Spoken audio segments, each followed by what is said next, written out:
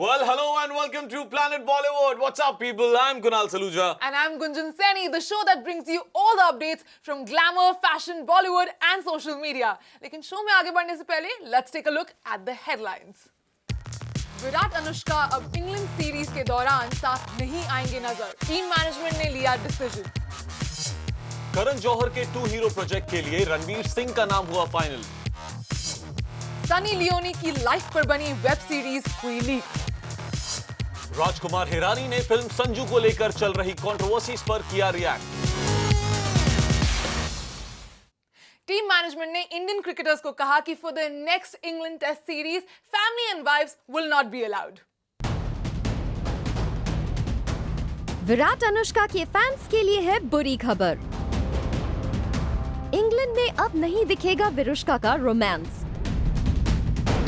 Sources का कहना है कि टीम मैनेजमेंट ने ये डिसीजन लिया है कि टेस्ट सीरीज के दौरान प्लेयर्स के साथ उनकी वाइफ, गर्लफ्रेंड या रिलेटिव्स ट्रैवल नहीं कर सकते. इसका मतलब अब अनुष्का को अपने हॉलिडे को शॉर्ट करके तुरंत इंडिया लौटना होगा. सो गुंजन, मैं कहीं ना कहीं टीम मैनेजमेंट से अग्री भी करता हूं और डिसअग्री भी करता हूं. मैं अग्री इसलिए करता हूं बिकॉज जब फैमिली आती है तो ऑब्वियसली आप प्रैक्टिस सेशन के बाद आप फैमिली के साथ टाइम स्पेंड करना चाहोगे.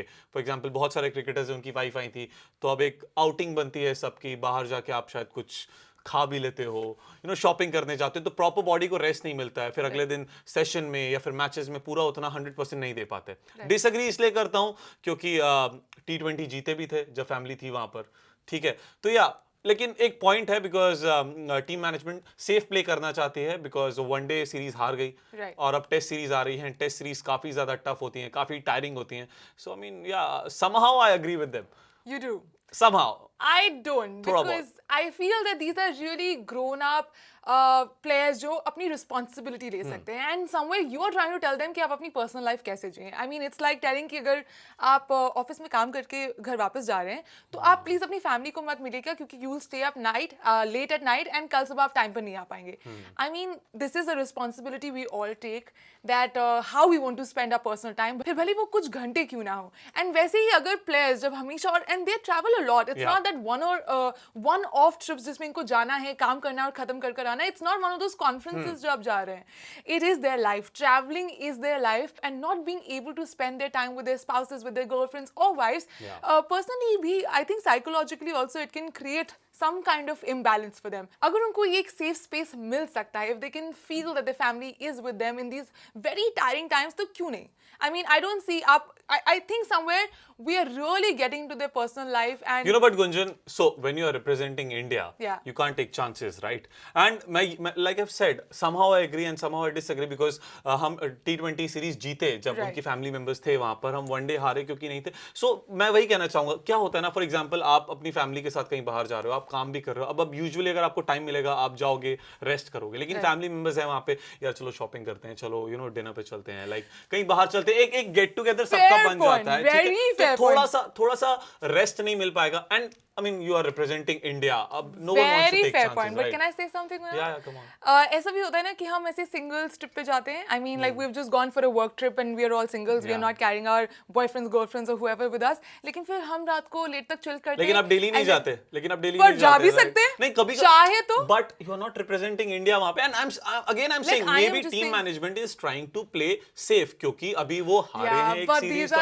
I know they want to, but I think private life के अंदर definitely I still think that ये बहुत ही grown up, बहुत ही respectable players हैं and encroaching their private life is a little too much. I think we should have our trust in them and I feel really sad about the fact कि जब हमने कोई match हारा है, the fingers have been pointed at the family members कि वो वहाँ पर थे and इसलिए ऐसा हुआ. And I don't think that that's the kind of scrutiny anybody needs to go through. I don't agree with that कि family members की वजह से कोई हारता है. I mean वो player का 100% परफॉर्मेंस है. वो उस दिन नहीं दिन था, उस दिन अच्छे से परफॉर्म नहीं कर पाए, वो इसलिए हारते हैं. I mean बहुत सारे ऐसे मैचेस हैं जहाँ पर फैमिली मेंबर्स होते हैं, अनुष्का होती हैं और विराट सेंचुरी मार देते हैं. सो ऐसे भी दिन आते हैं. लेकिन ऐसा हो सकता है, फॉर एग्जांपल भगवान न करे, अगर टीम इंडिया इस वक्त टेस्ट सीरीज इंग्लैंड से हार गई, वनडे हारने के बाद, then everyone will be blaming कि क्यों टीम मैनेजमेंट ने अलाउ किया फैमिली मेंबर्स को. But that's something we need to change. So this That's is like, something, yeah. that's why they want to play safe. I mean, I'm completely fine with the Play safe players and carrying their wife with them. I don't have any problem until and unless they perform like mind blowing and England को हरा के आए उनके ही घर में. But yeah, again, BCCI wants to play safe. Team management wants to play safe. Film Ae Dil Ae मुश्किल के बाद करण जौहर एक बार फिर से तैयार हैं करने के लिए मूवी डायरेक्ट, और इस बार उनके हीरो होंगे the power house Ranveer Singh. खबरों की माने तो करण जौहर ने अपने नेक्स्ट डायरेक्टोरियल वेंचर के लिए रणवीर सिंह को साइन करने का फैसला कर लिया है. करण से जुड़े एक क्लोज सोर्स का कहना है, yes, Karan has finally zeroed on a script that he will direct, which will see him return behind the camera after the last big screen outing in 2016 with Ae Dil Hai Mushkil. In fact, he is looking to go on floors with the project in the start of 2019 itself. साथ ही इस source ने ये भी कहा है, the film will be a two-hero film and Karan has already locked Ranveer Singh to play one of the leads. Currently, the casting for the second lead is on, and once done, the rest of the details will also fall into place. अब रणवीर के साथ next actor कौन होगा, ये देखना होगा काफी interesting.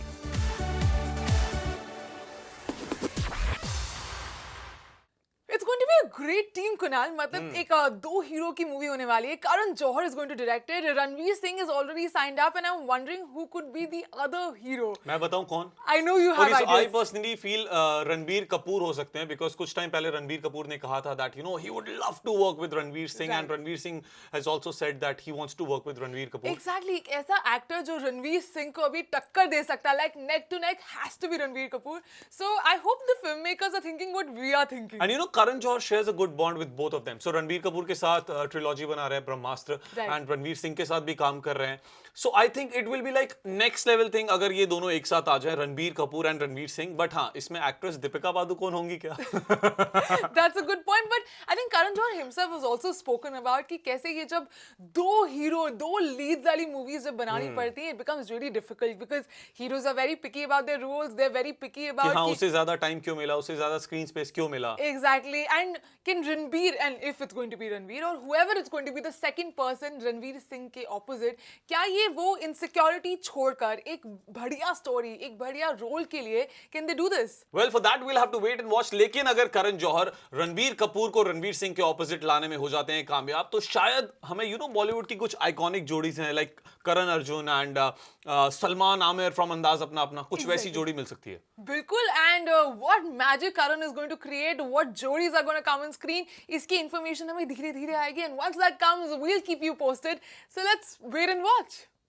Bollywood, it has always been an influencer for the society, and it has been proved once again by the government's move to remove GST from sanitary pads. Bollywood films definitely हैं a big influencer on the society, और ये एक बार फिर साबित हुआ है after government took a decision to remove taxes from sanitary pads. Bollywood celeb ने पिछले कुछ समय में काफी बार सैनिटरी पैड्स पर लग रहे टैक्सेस पर आवाज उठाई थी.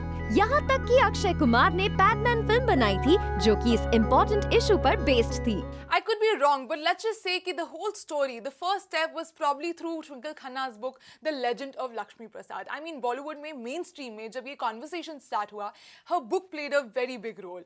From there, Padman movie बनी, Sonam Kapoor, lots of other celebrities started talking about कि कितना ज़रूरी है कि जो women hygiene products हैं, उन पर कितना ज़्यादा GST लगता है.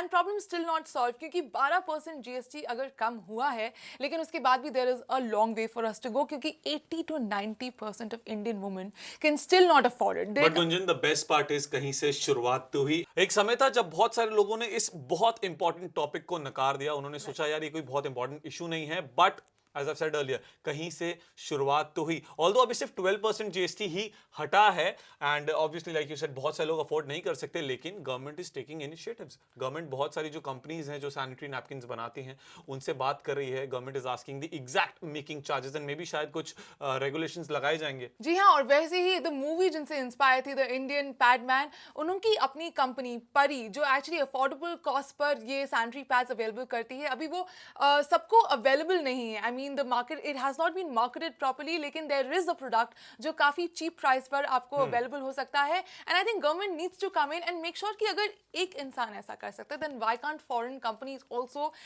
B a part of these regulations and वो अपने कॉस्ट प्राइस को रीनेगोशिएट कर सके। While we looking at that, even Manushi Chhillar Miss world 2017 ने भी अपने कॉज में इस बारे में बात की थी। सो फार एंड वाइड इस टॉपिक के बारे में इतनी बातें हुई हैं, and we are glad that this is where it has come to. But here I want to say इस बैटल इज हाफ वॉन, अभी भी 12% ही कम हुआ है। बिल्कुल, एंड बॉलीवुड सेलिब्रिटीज जो बहुत ही ज्यादा इंस्ट्रूमेंटल रहे इस चेंज को लाने में, they will have to again buck up, they will have to realise that it's a long way for us to go, and it could be that one moment जब वो ये सोच सकते हैं कि जितना प्रेशर उनको मिलता है when people come and critics come and से कि यार आप लोगों को सिर्फ पॉजिटिव चीजें बनानी चाहिए, this could be your moment when you से कि हाँ यार कुछ अमेजिंग बनाया और उसका रिटर्न मिला, so thank you for doing that. I mean this is exactly when film makers make films on sports celebrities, Mary Kom, Sandeep Singh, these are the legends जिनके बारे में, जिनकी स्टोरीज के बारे में हमें कुछ नहीं पता था, and now everybody knows about them, हर किसी के मुंह पर उनका नाम है just because Bollywood has able to make this change. Sanju के डायरेक्टर राजकुमार हिरानी ने फाइनली अपनी चुप्पी तोड़ी और ये बयान दिया कि क्यों उन्होंने संजय दत्त की लाइफ के पॉजिटिव एस्पेक्ट्स पर ही ये मूवी बनाई। राजकुमार हिरानी ने फाइनली फिल्म संजू को लेकर चल रही बातों पर रिएक्ट करते हुए कहा है, आखिर संजय दत्त की लाइफ इतनी डार्क होने के बावजूद उन्होंने पॉजिटिव साइड को फिल्म में क्यों दिखाया है।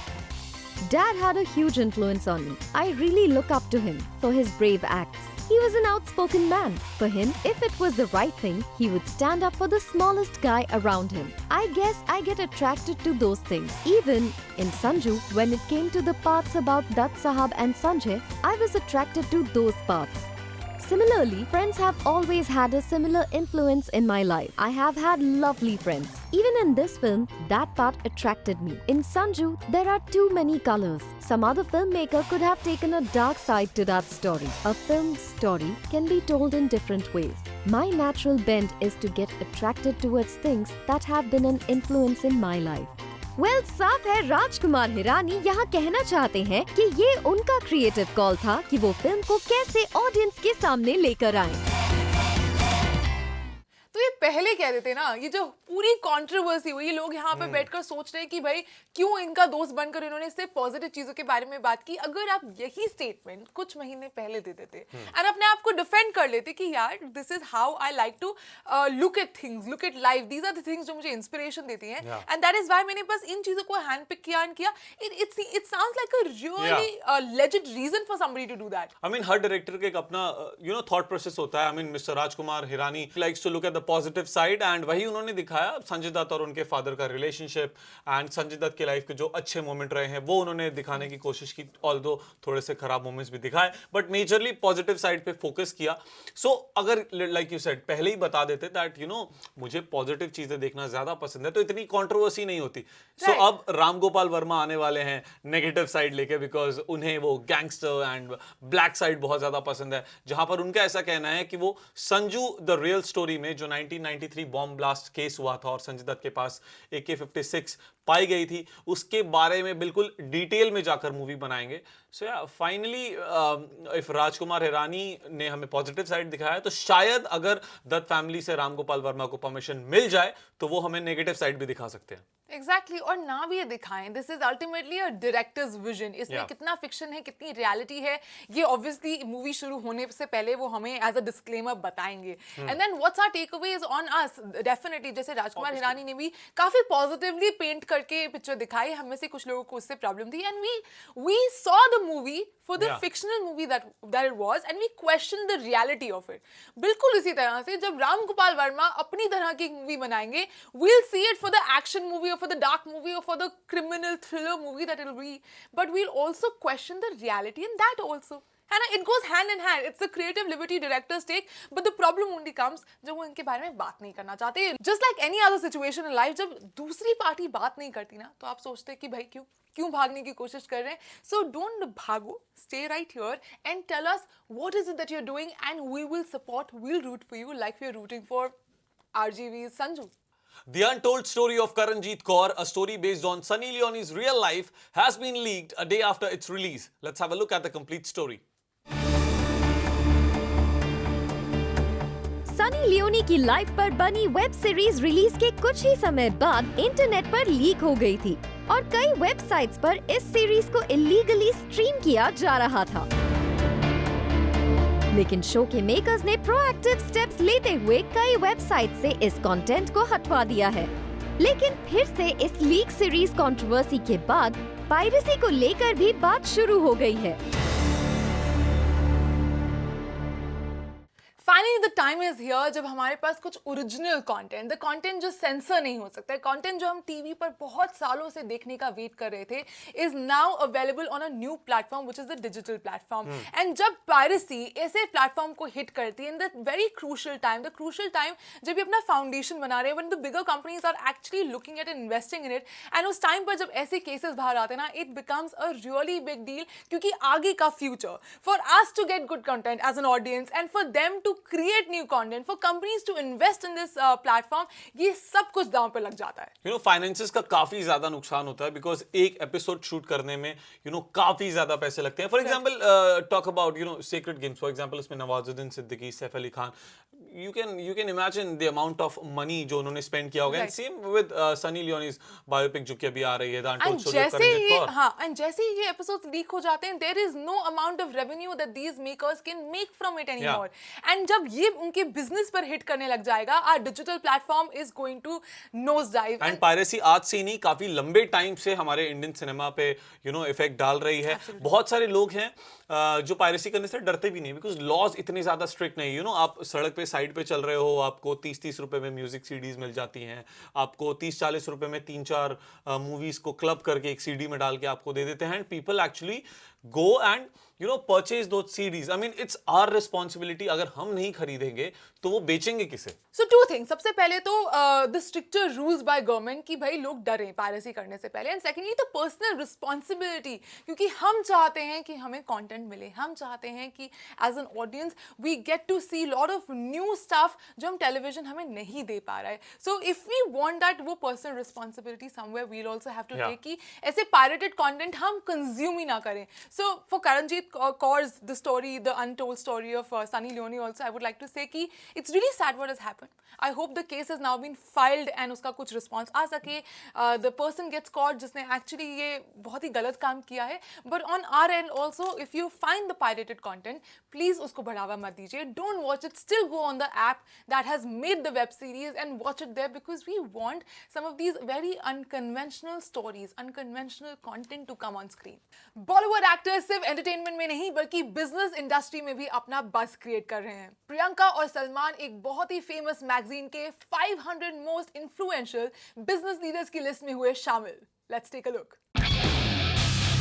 बॉलीवुड एक्टर्स अब बन गए हैं कंप्लीट बिजनेस हॉन्चोस और ये बात साबित हो गई है एक मैगजीन के रीसेंट सर्वे में. Recently, Variety magazine announced that Salman Khan, Priyanka Chopra, Karan Johar, Aditya Chopra and Ekta Kapoor are in their list of 500 most influential business leaders. साफ है Bollywood is making noise all over the world and of course for good reasons. Now this is really big and impressive. 500 most influential business leaders के list में जहां you have names like Bill Gates, Mukesh Ambani, Anil Ambani, वहीं पे नाम आता है Priyanka Chopra, Salman Khan. Now this is big, right? Right. I love the fact कि अब सिर्फ actors नहीं रह गए. They are totally running the business field here also. एक वो दिन था जब producers were making all the money and actors would come do the job and go out. लेकिन ये एक ऐसे actors हैं जो बहुत ही ज़्यादा strong business sense इंडस्ट्री में घुसे हैं and they're proving it all. I mean, look at Priyanka Chopra 2000 में साल 2000 में मिस वर्ल्ड बनी, उसके बाद I guess in 2003 was her first movie. 3 was her first movie. उसके बाद एक लंबी जर्नी तय की, क्वांटिको में लीड बनी, बेवॉच में काम किया and she is a global superstar right now and so is Salman Khan. I mean, मेरे ख्याल से सलमान खान के फैंस को अगर कोई पीछे छोड़ता है पूरी दुनिया में तो इट्स जस्ट सर रजनीकांत के फैंस ही हैं जो शायद सलमान खान के फैंस को थोड़ा सा पीछे छोड़ पाते होंगे. Otherwise he is the biggest thing in Bollywood. Exactly, and it's really heartwarming to see कि ये Bollywood actors, they're not just the biggest thing here, but they're also making their mark in the global field, in the global business leaders, because they have that sense of making money, of investing money, of making smart decisions. And I think that's another thing जिसके बारे में हम बहुत ज़्यादा बात नहीं करते. And सिर्फ प्रियंका चोपड़ा और सलमान खान ही नहीं, बॉलीवुड से जिन और लोगों का भी नाम आया, that's Ekta Kapoor, the queen of television, Karan Johar, Aditya Chopra, the king of Yash Raj. So I mean, these five celebrities from Bollywood film industry have made their mark in the 500 most influential business leaders. And I'm pretty sure वो इस वक्त काफी proud feel कर रहे होंगे इतनी कमाल की लिस्ट में उनका जब नाम आया है. And obviously glad to know that उनकी मेहनत रंग लाई. It's time for a short breather, but don't go anywhere because we'll be back within a minute. Stay tuned.